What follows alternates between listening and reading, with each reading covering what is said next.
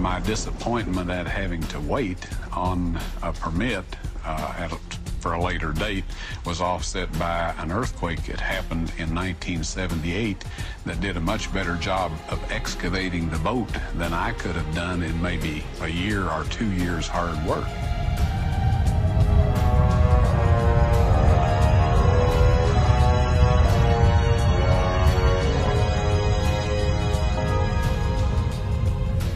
The earthquake drops the veil of soil from along one side of the boat's remains, leaving exposed the timber-shaped ribs of the ancient vessel.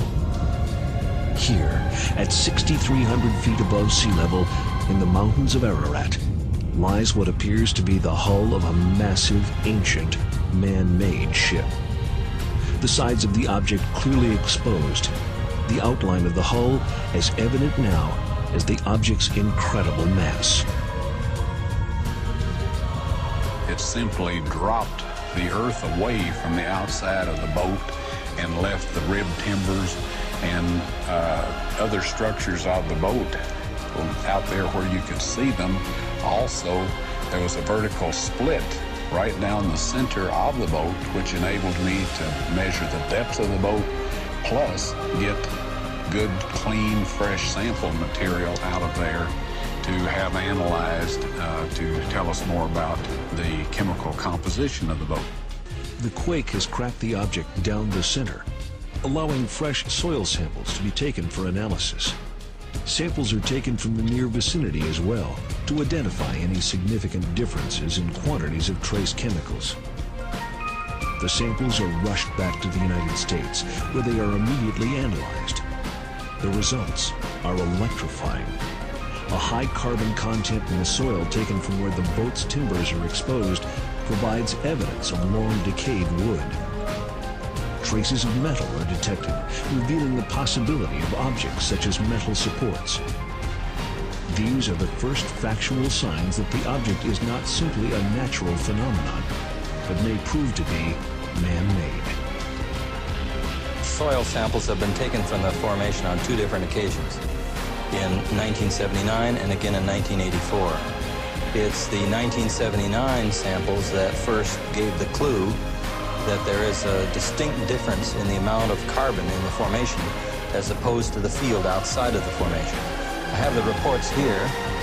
If there was wood in this formation, that kind of a reading with 5% of carbon content would point to it. That's the kind of reading you would expect to get from the decayed wood.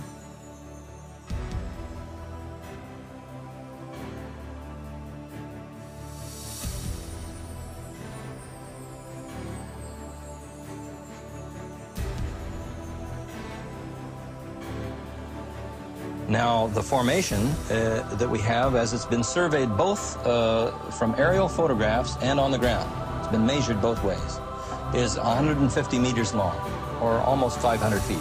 If you take that long Egyptian cubit, assuming Moses is the author of the account, or the transmitter of the account, and apply that standard of measurement, it is interesting that this formation, either in the photographs or on the ground, as measured to essentially what would be 300 cubits long. Now that's a remarkable correspondence. It's not 500 cubits, it's not 150 cubits, it just happens to be 300 cubits long. And the biblical story just happens to record the length of the ark as 300 cubits long. One further suggestion about the width of the formation. If you take the biblical measurements and add them up, you come out to a figure relatively close to the width of the formation in this way. The height of the ark was 30 cubits, the width of the ark was 50 cubits, and the height of the ark was another 30 cubits. Now, if you add that up as the distance around the hull of the ark, you get 110 cubits. The width of the formation, as measured on the ground, is 150 feet. Now, just as a rough figure, 100 cubits would be 150 feet, so it's relatively close. It's not precise and not exact, but it's relatively close, even figuring it that way.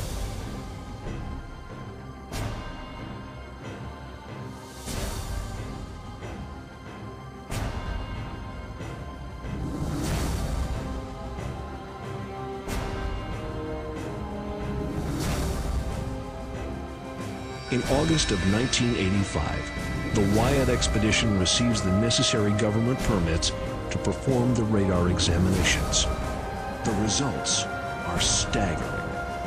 Massive keelson, deck timbers, open chambers, and other nautical configurations appear before their eyes, telling the story of what specialists believe to be the remains of an enormous, ancient, man-made ship.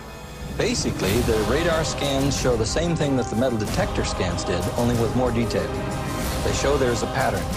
They show there's a pattern of linear lines, there's a pattern of cross lines, and there's a pattern of even distribution to these lines in both directions. Now, that's precisely what you would expect out of the remains of a ship-type object, because you would have a keel, you would have parallel lines, which would be keelsons, and you would have the transverse lines, which would be bulkheads and other reinforcing of the ship.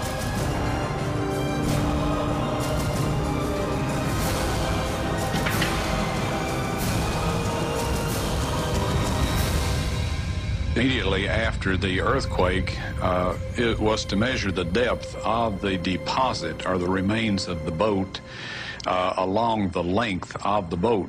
At the point where the deposit thickened, it was at that point that the upper decks began. And we found that this was a three-tiered or three-decked boat.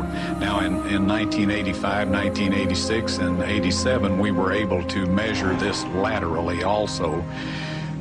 This data, with the data that we got from the radar scan, allows us to know what the boat looked like and to be able to reproduce a model, scale model of that boat within very close tolerances of what it actually looked like. This is the best estimate of what Noah's Ark looked like. Now, the deck portion of the boat shows up very clearly on the radar scans, and we have reproduced that here in the deck portion of the model. Now, the boat itself is very unique internally as well as externally, and in this end we find the bracing to hold the hull out and to maintain its strength in a stormy sea. As you look up the boat here, you find that there's many chambers in here, which no doubt were the areas that the animals were kept in. Up near the front, we have a ramp system which allowed the animals and the people that occupied the boat to move from one level of the boat to the other. And this, of course, begins at the door. We're delighted with the results, and at this point in time, personally, I can look anybody in the eye and say that this boat-shaped formation in eastern Turkey is actually the remains of Noah's Ark. The Ron Wyatt expedition has contributed to the world what was formerly considered lost to time and the elements. It is now proclaimed by many to be the final resting place of that legendary Diluvian vessel, the salvation of all life on our small planet, none other